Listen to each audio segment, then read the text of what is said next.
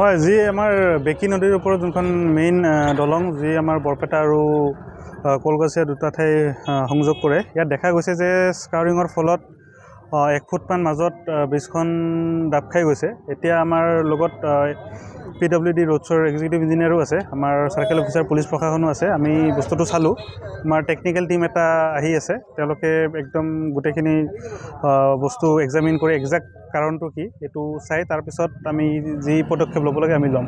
আৰু সদ্যহতে আমি ইমিডিয়েটলি এইটো ব্ৰিজখন এতিয়া বোথ ছাইড বন্ধ কৰি দিম, বোথ হেভি ভেহিকেল আৰু লাইট ভেহিকেল। আৰু যেতিয়ালৈকে বস্তুটো সলিউশ্যন একো নহয় তেতিয়ালৈকে এইটো বন্ধ থাকিব।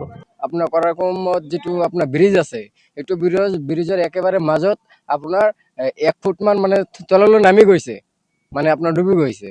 তো ইয়াতে আহিছে আপোনাৰ এইখন ডিপাৰ্টমেণ্টৰ মানুহ আহিছে আৰু আপোনাৰ আৰক্ষী মানুহ আহিছে। তো এখেতসকলে আপোনাৰ কেৱল মানে 2 চকাৰ পিলপিলি বাহনটোৱে মানে হেৰি যাতায়াত কৰিব দিছে আৰু বাকীবিলাক মানে ৰখাই দিছে।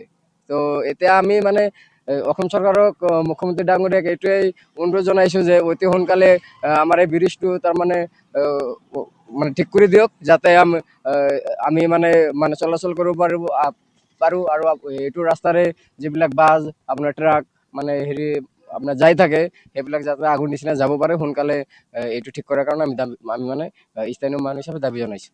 কলগাছিয়াৰ কৰাৰকুৰৰ যিখন ব্ৰিজ আছে, ব্ৰিজৰ এই মানে ছাইডত এইফালে অলপ মানে ফাট মেলিছে আৰু অলপ মানে 1 ফুটমান মানে দাবি গৈছে। তো এইটো মানে অলপ হেৰি হৈছে, যিহেতু ইয়াৰ আগতো বোলে ঠিকাদাৰক অৱগত কৰাইছিলে, মানে যিসকলে কাম কৰিছিলে, কিন্তু সিহঁতে এইটো বোলে গুৰুত্ব দিয়া নাছিলে। কৰাপশ্যনটো নিশ্চয় হৈছে, নহ'লে কিয় দাবী যাব, বা এইটো গাফালিটি আছে, কামটো ভালকৈ কৰা নাই।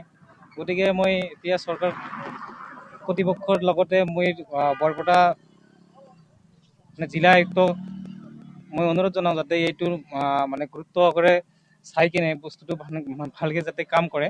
আৰু যাতে যিহেতু এইটো ৰাস্তাতেই অগণন গুৱাহাটীৰ পৰা একেবাৰে অভয়পুৰীলৈ এইটো ৰাস্তাত বহুত মানুহ অহা যোৱা কৰে। তাৰপিছত এইটো মেডিকেল কলেজ আছে, ইয়াতে বিভিন্ন ধৰণৰ অসুবিধা হ'ব পাৰে। গতিকে চৰকাৰৰ লগতে আমাৰ DC মহোদয়ক মই অনুৰোধ জনাইছোঁ যাতে এইটো কাম সোনকালে কৰি দিয়ে।